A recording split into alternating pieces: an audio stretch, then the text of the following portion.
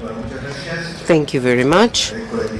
Thank you for the invitation to be part of this panel to discuss an issue that I believe has gotten more and more significance, how to introduce the livestock value chain. Reactions are not very quickly because livestock is a long-term activity, and this name, resilience, does apply to this value chain. Actually, resilient times two, because the negative impact on livestock produced by former public policies did not start only 10 years ago. It started 50 years ago. Public policies have been so contradictory that the signals given to the market confused the value chain. We have a very significant reaction now at present, and we have to get our strength and we have to work hard. I'm going to give the floor to Ignacio Iriarte. We've known each other for many years. We have worked on different visions, different scenarios, and I want him to explain what is his opinion about the current situation and where he believes we can go in terms of production markets. And then Mr. Quiroga will explain things from the soil, from feeding regimes. This is a long value chain, but it is also iconic for our country. Ignacio, if you want to take the floor, please.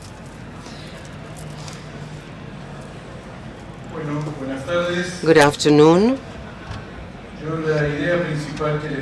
My main message is something that economists use a lot: shortage.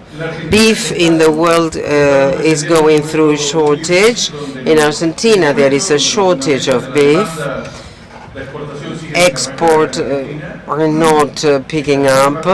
We have very little, very few tons of export. We are consuming not a lot in the domestic market, but basically there is shortage. Part of the shortage is the cycle that triggered 7-8 months ago. This part of the cycle is when farmers withdraw animals from the market. They do not send the animals to the slaughterhouses.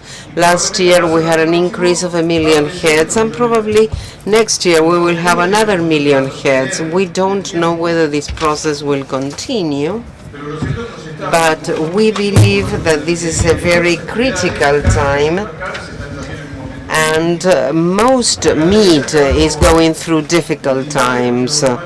Livestock, beef actually, is barely enough for the domestic market. This started 60 years ago and is ending now. Beef production per inhabitant per year, that once was very important and ranked Argentina first producer in the world and first consumer. Now it's not enough. We used to consume 100 kilograms in the 90s, 80 in the next decade. Then we moved to 70 kilograms, and then we are now consuming 60 kilograms. And we have the same production, but the population is increasing, and we are consuming 60 kilograms, not more than that, and not less than that. So that's why we have this price, where we have these huge auctions. Consumers keep pushing for little offer, We have a drop of about 5% a year in the beef production. We are keeping future mothers, but we have something else, which is another component, the result of the flooding in April, May, and June. Very bad months for feedlots, for beef production. We have lost many things. The area that was affected by this flooding houses about 10-12 million heads. The area is consuming or is eating up the reserves.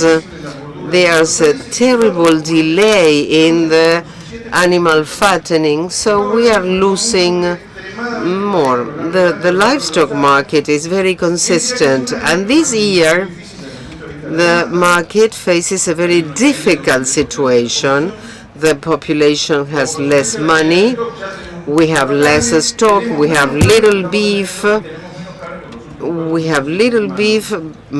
even less than that, because the last 4 months have been very bad. So sooner or later, these cattle that are in the feedlots and in the fields, at some time in the second semester, this beef will go to the market. So we are waiting. Maybe we are too optimistic. We are hoping people to receive their salary increases, the retired people to receive their increases, the effect of the capital.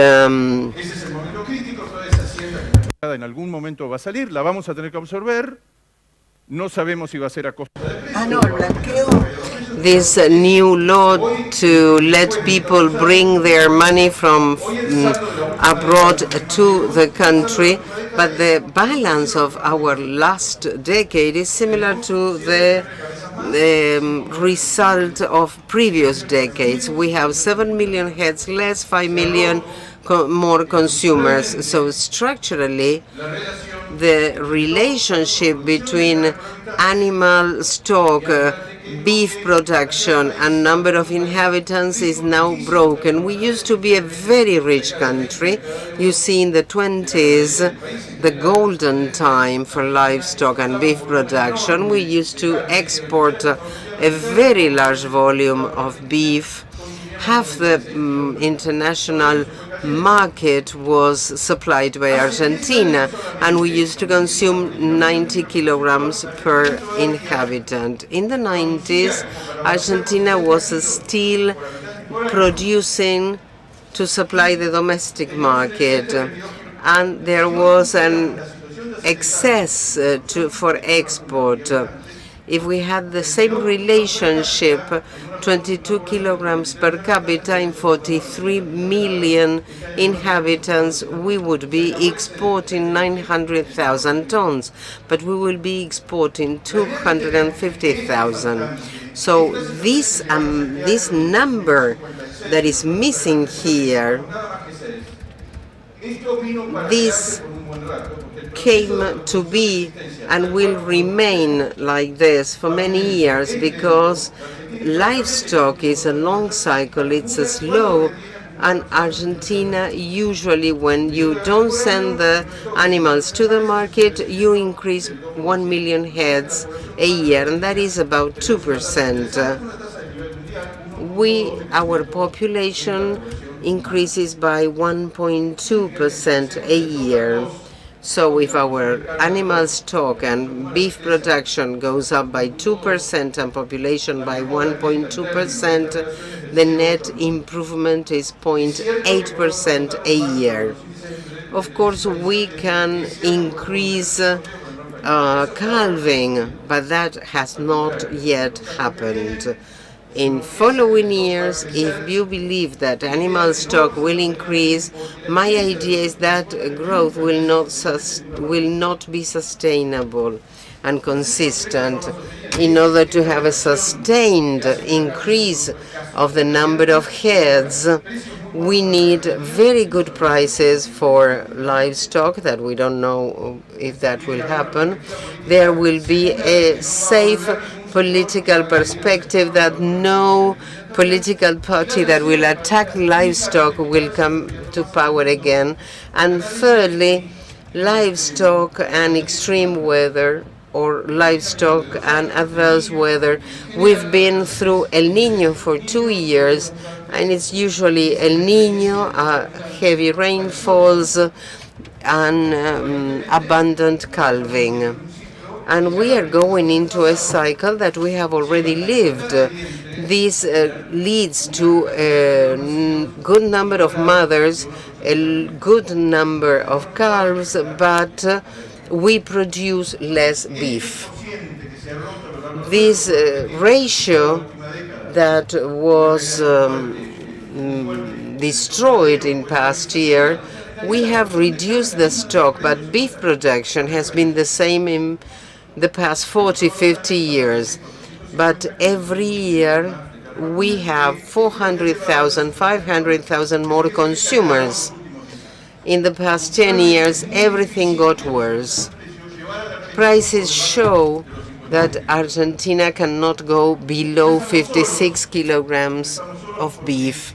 We are not alone, because we have a new phenomenon, which is chicken, and a new phenomenon, which is the increase in pork consumption.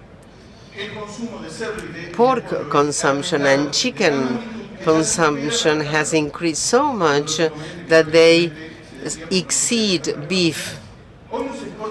Today we do not export beef because the domestic market pays more than the international market. Basically because salaries in Argentina expressed in US dollars continue to be important, and people in Argentina still have a good purchasing power. That's why our exports are very restricted, and many meat processing companies, to survive, have become specialized. An owner said a couple of days ago, "We didn't know that the domestic market was so good." This is the correlation between expenses, not physical units. This is money. This is constant currency, and what we see is the Kirchner economic plan and how it impacted on how much money Argentinians spent on beef. The first one that saw this, we are spending a lot on beef. The beef price and cattle price in Argentina relates to the evolution of real income of the population. This is the price at constant currency. This is the average. This is our current price. We are about 10, 12, 14% above average. These prices are not extraordinary, but the producers see more freedom and see that these prices are better than they actually are. We think that prices are good, and probably we will not have negative impacts from negative policies in future. That is what we see. This is what we call the perverse answer. We offer a double condition. It is a consumption asset and an asset. So why is it that we are not exporting after devaluating? Because our exchange rate is delayed, because we have a high price in dollars, because internationally beef price has dropped. Beef less than other commodities, but it dropped by 12-15%. We have salary increases in manufacturing plants or in processing plants. We have doubled or quadrupled the cost of energy. We have inflation. When we sell an animal, let us remember, how much more time do I have? Because I haven't yet started. We also sell the skin. and we don't follow what the skin is, what happens with the skin. But currently synthetic skins are less expensive, and this is replacing the skin to produce leather products much more. Everything is being replaced by synthetic fabrics. I guess 60% of the people here are using synthetic products in their tennis or shoes. The structural shortage of what Argentina exports, that is heavy steers. The stock has dropped 12–13%, but the number of steers dropped by 55%. People want us to sell horses, and what we have are ponies. And the world says, I need horses. So what is it that we need? We need a larger animal, and the animals we produce in Argentina are not exportable. We also have less number of fields authorized by the European Union, and we have an excess of installed capacity. An installed capacity to slaughter, to process 16 million heads, and we are going to process 11 million this year. These are Argentine exports. This is Nestor Kirchner, and this is Cristina Kirchner. So at some time, Nestor, please come back. We forgive you.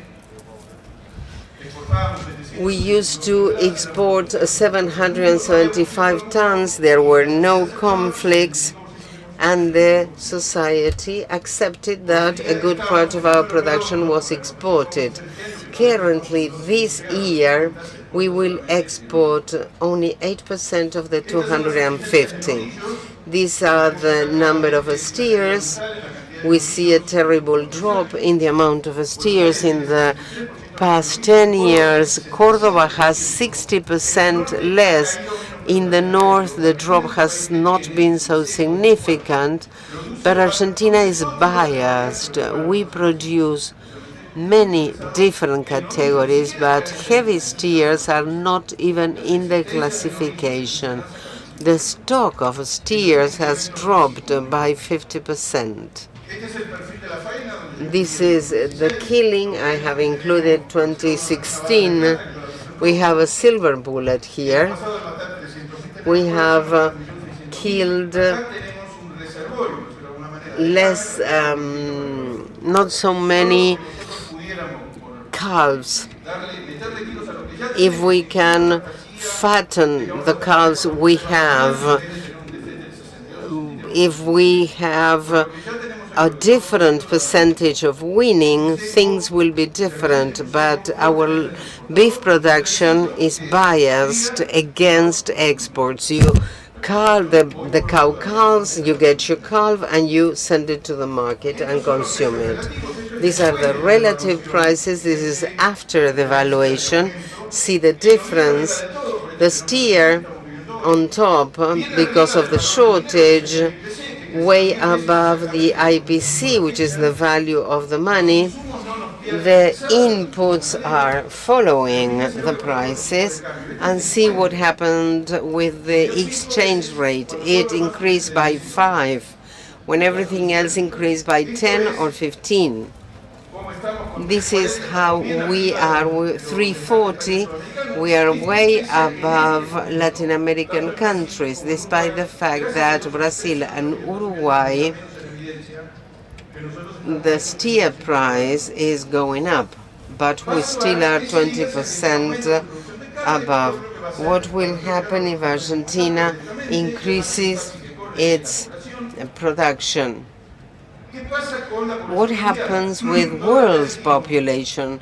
Every day we say that the world population will demand more beef. Population is growing by 1.2%. So most of the world has got a stable or a negative growth rate, but in Asia they are growing very fast. Argentina has to break into Asian markets, but that's where the population is growing.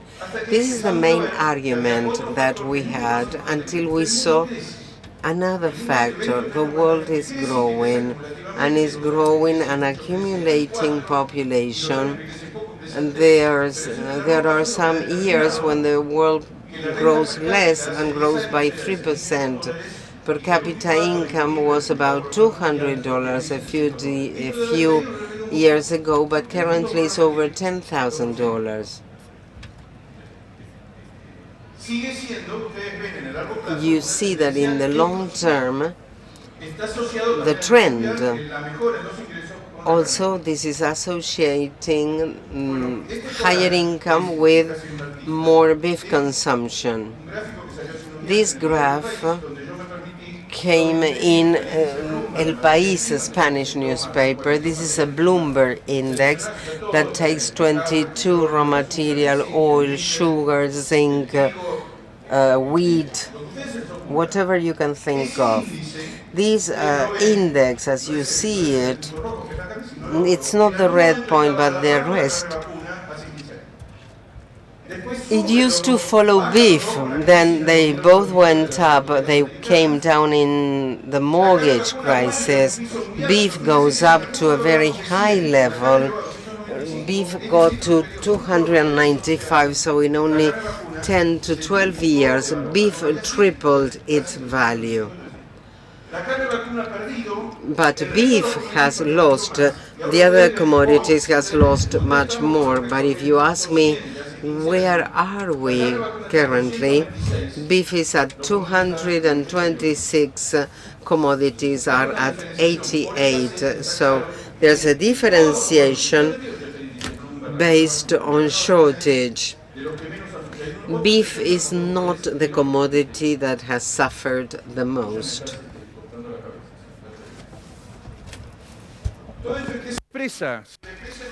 This is reflected in a huge expansion of the world beef or meat market. The discussions now has been stabilized because for lack of demand, there's an excess of supply. Brazil has taken again its role of exclusive or excluding exporter. Australia has a climate problem that has 3 or 4 million heads less, and US also experienced a drop because of the drought. This is an overview of the international market. We have a dominant role of China. Most of the meat is smuggled into China. It imports 1.5 million tons, but also another additional 8 million go into China, but we know that it comes from India, but it is in fact smuggled. Belarus has 4 million heads. It has marshes, and so they can compete with us. What identifies us is exactly this. Argentina, with 150 to 200,000 tons, is only a percentage. If Argentina plans to grow, the world won't notice it. Now the beef demand has dropped down, or it has been stable. If we should summarize the world market in 2 lines, we said that the volume dropped by 1% and the quotes dropped by 14%. Argentina, with 250 or 300,000 tons, if Argentina wants to export 500,000, the world won't notice that. This year, Brazil is above India.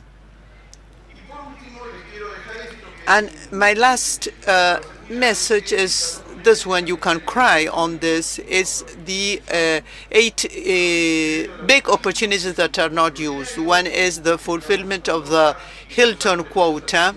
We enjoy very high prices with a reduced fee. This year, Argentina again will leave 7,700 tons without using. The 481 quota of the European Union of feedlot meat. Then we have the other opportunities, the American quota, the Chinese market. We don't have our name in the Chinese market. The extra Hilton market of the European Union, which is quite important.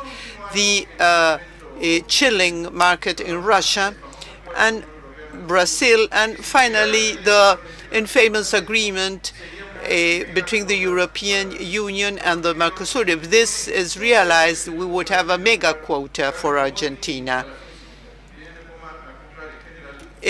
In general, other countries buy here fine cuts. I mean by this that Argentina has an excess of demand, but has not enough production.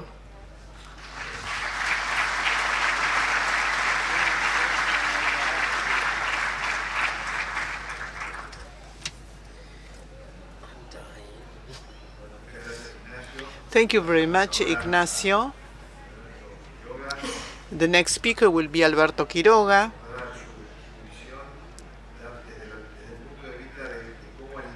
He will give us his vision, and he will refer to how we feed all this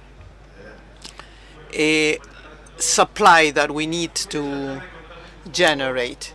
I will tell you how we are experiencing these past 2 years, this relationship of the water, air, and soil resources with livestock, with cattle breeding. What is the soil we are talking about? An interesting thing in the past few months is that while livestock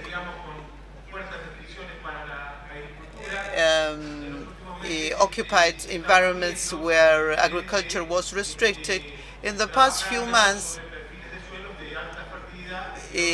this was recovered again, because the idea is to work with high fertility soils which are fit for livestock.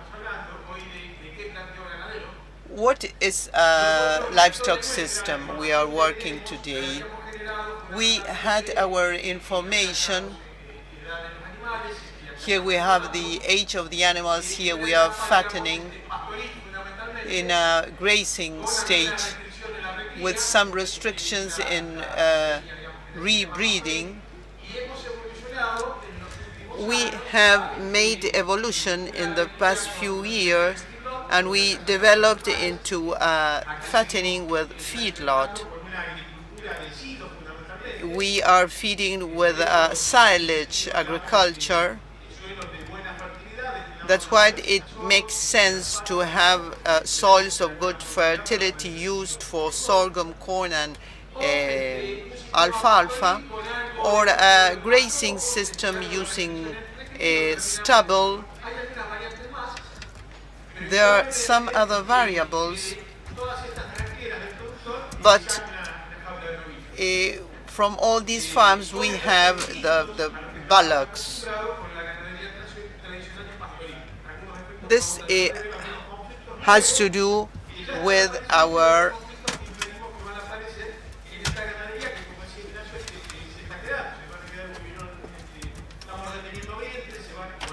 we are retaining cows. Where are we going to do? What are we going to do with these cows? I think that we have grown in the type of development we have achieved. There are many disciplines that came after the precision agriculture.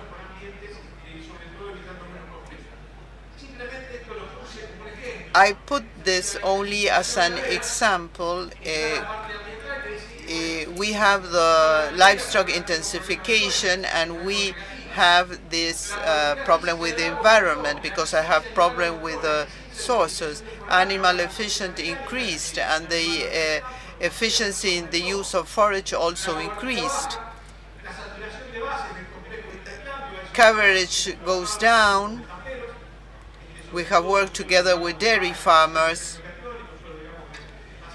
in cation exchange capacity soils with a lower exchange capacity soils, more sandy soils.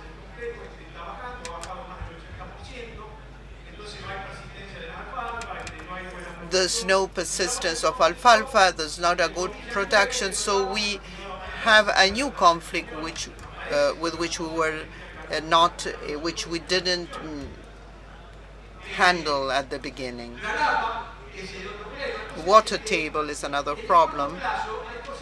In the short term, are things that do not work, are things that never change. If we don't do anything, the same as happened with the water table this morning, if we don't do anything, in a few years we will have problems or challenges which will be difficult to solve. So we are just warning about these changes. If we don't take measures in the short or in the medium term, we will have more problems. A farmer sent a mail to me and asked him and saying, my farm right now I has 1,687 hectares. I have silage, corn, sorghum, silage, sorghum, and soybean. What happens with the coverage, with carbon balance, the base saturation? They are obtaining 3 times more magnesium and calcium than the grazing system. There is a change in pH. Then they have this issue of phosphorus and fertility. This is an issue. This is the questions they ask. What can we change to be more sustainable? And I point this out so you can clearly see this. One thinks that because we have tillage, because we have a crop, we won't have any problem. But look at what happens here. The condition of the grassland, or rangeland. People say that you can call grasslands when you have more than 50% of the native grass crops. Here we have a mill, which is exactly the same mill that we had here. How are we going to retain this? And livestock comes from these fields. What will be the impact of this livestock in this field?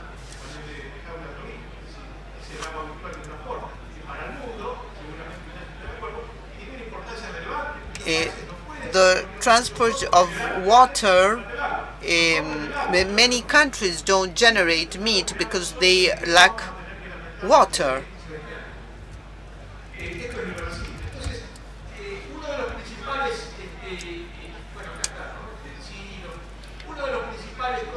One of the main things we know is when we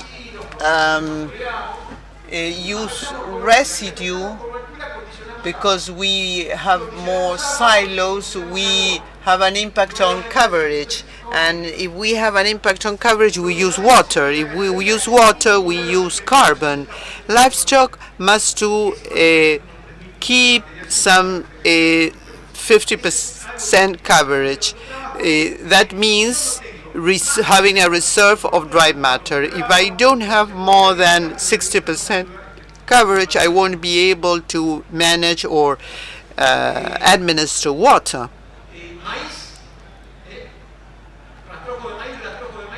Corn stubble here and corn stubble there. In this corn stubble, We have rebreeding with restrictions. We eat the stubble. What we do know, we have a type of rating system. The soil is placed here. The stubble goes through different sieves and it goes out this way. Que uno diría, bueno, afecta el ciclo de carbono, está afectando esto, o sea, el suelo, en vez de estar agregados, the soil, instead of having aggregates, these aggregates cannot be sustained and they pass to this tray. The pores that our crops need, the roots of our crops need, is 100 microns. We can't achieve that. That's why we have stagnation problems, we have runoff problems that are associated to this process, and we are aware of these problems. We ask ourselves what happens with calcium, what happens if we extract calcium with neighboring corns. We are also releasing particles that we clog the drains. This is a farmer plot.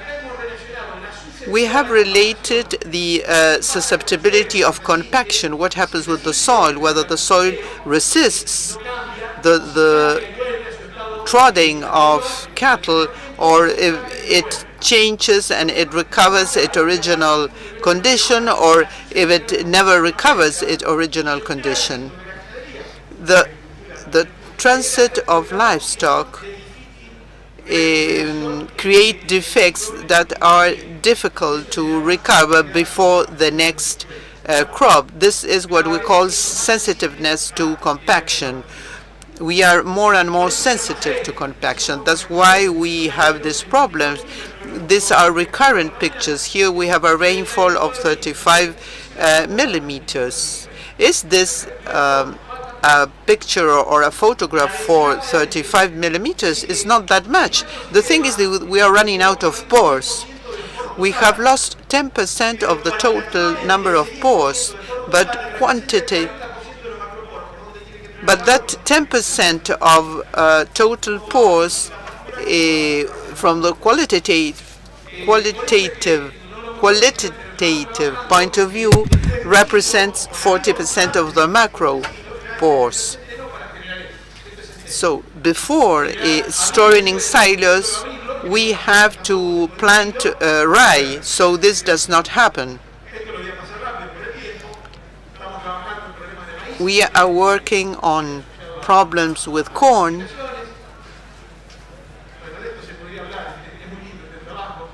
This is a very interesting work with relay crops.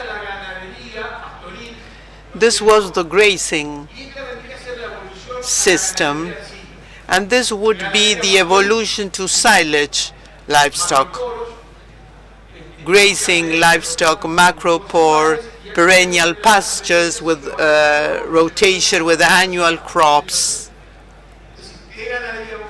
What type of livestock are we going to do? Where are we going to? This is a paper or a work that I'm always showing. Here we have carbon gain, carbon loss, and here we have a zero balance, and we have soil with different organic matter levels. We switch from the classical grazing livestock to a system where we contribute less residue. So if we had a 2% organic matter in our soil, that soil had to be balanced with contribution.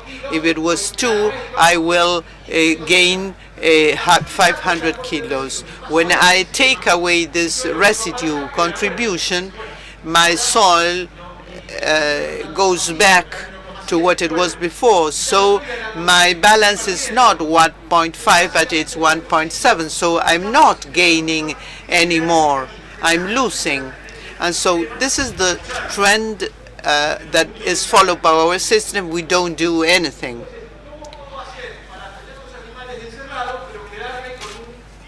How how can I manage having my animals inside but keeping a good level of residue in the field?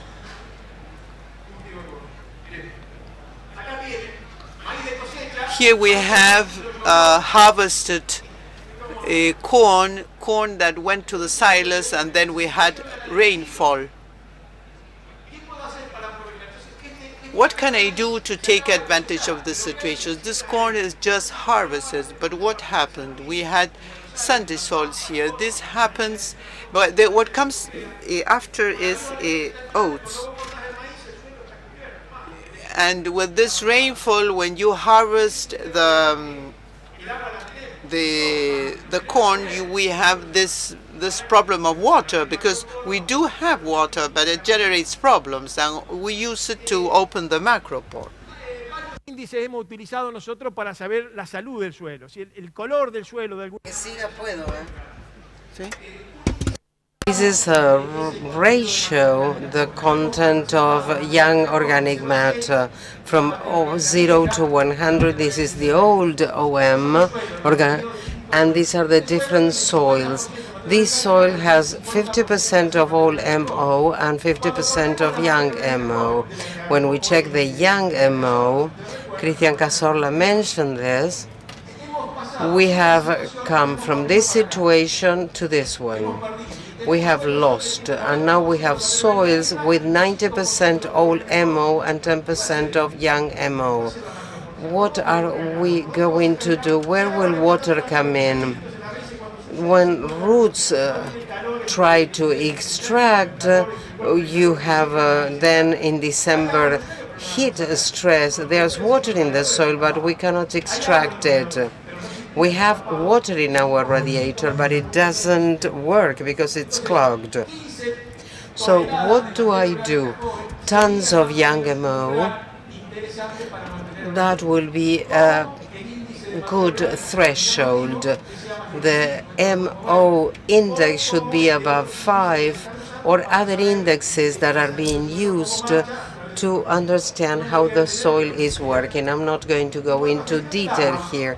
In terms of water management, I believe this is the right time to intensify. When we have the water table like this, and we have 40, 50 centimeters deep, that's the time when we have to identify, even though you don't make money, but you have to intensify.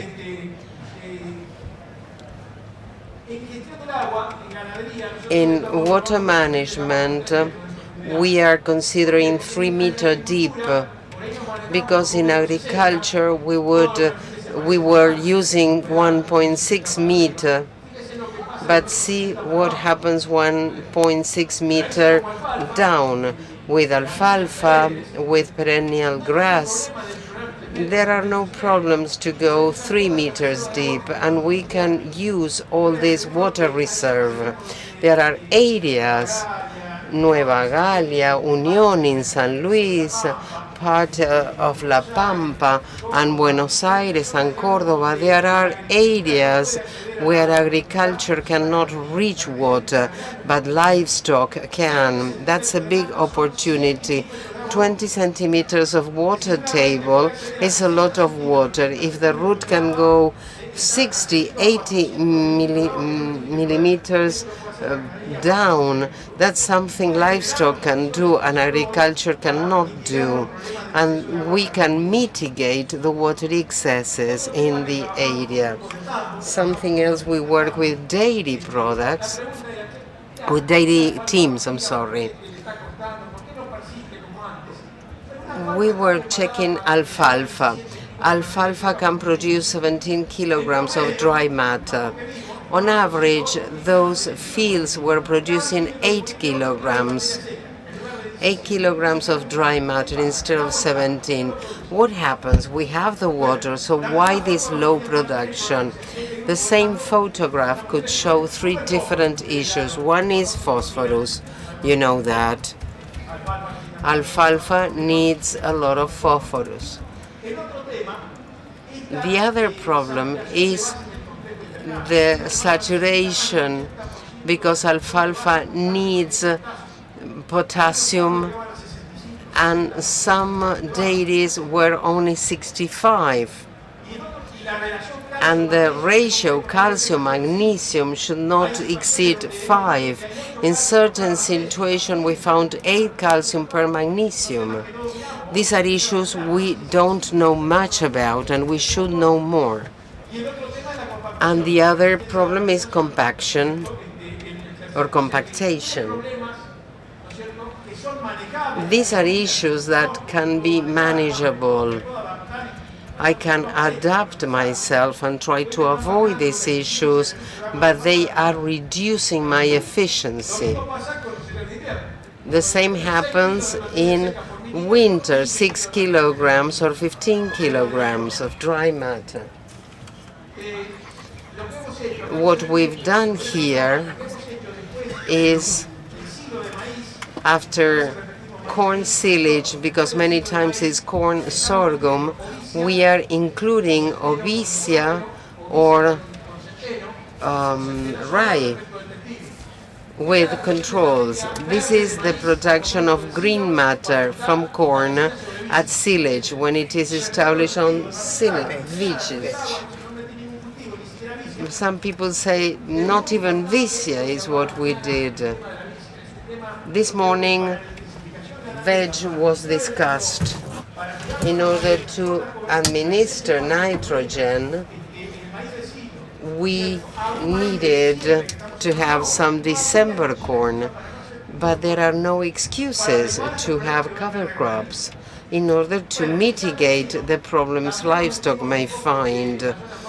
These are marginal areas with grasses. After 5 cuts, 7,000 kilograms of dry matter, 8.7% of protein compared to 10. These are the different cuts, the different moments.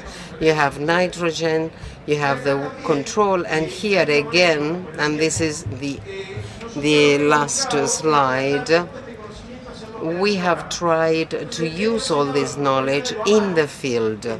So we have asked farmers to quantify available water in 4 categories. In winter, this is the polyphytic pasture, and this is the other pasture. We have the 2 columns, so we check the humidity profile, and if this profile is optimum or good, the O from optimum, the B from good in Spanish, we have the temperature, we have the grass, we have good humidity. What am I waiting for?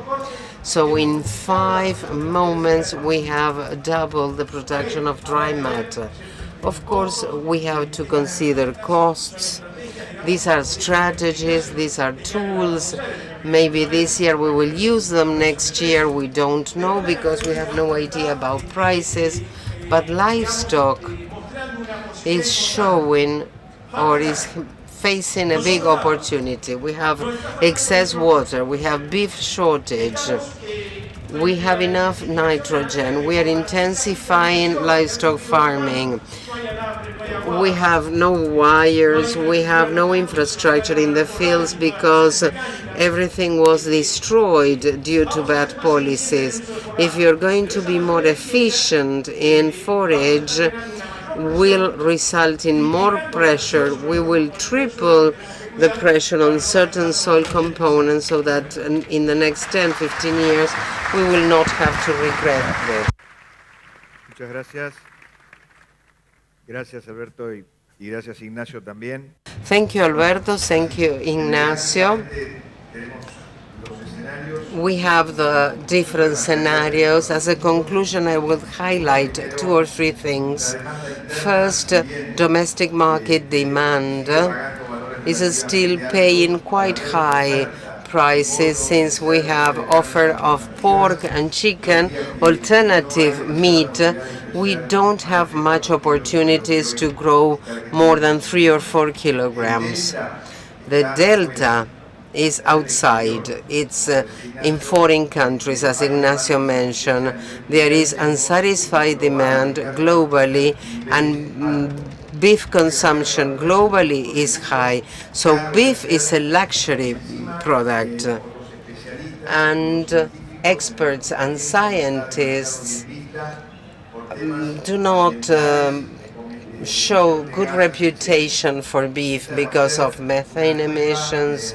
So that will be a new restriction, a para-tariff restriction that will be added to health barriers or para-sanitary barriers. Now we have environmental barriers. Argentina and other countries that are beef suppliers, 4 countries in Mercosur, will have to handle things very carefully. The problem is not just to have a competitive quality offer in terms of quality and price, but also to ensure sustainability, environmental sustainability. This will have to be said and proven. Argentina has lost many years. Our competitors, meanwhile, made progress, and we are lagging behind. So we have to keep up the pace and gain volume again. As Ignacio mentioned, we need another recovery. We have winning. Our winning levels are very low, 62, 63%. Those are very low numbers. Australia is 80%. 10 more points of winning implies a large volume of animals, and if we have more weight, we will have 800,000, 1 million tons that we can release into the market, not as generic beef, but trying to sell special cuts which have the best prices. Those are the opportunities, and we have to work on them. I don't know if we'll have time for questions. If anybody has a question. Unfortunately, we have run out of time. So, okay, this is the end of the panel. Thank you very much.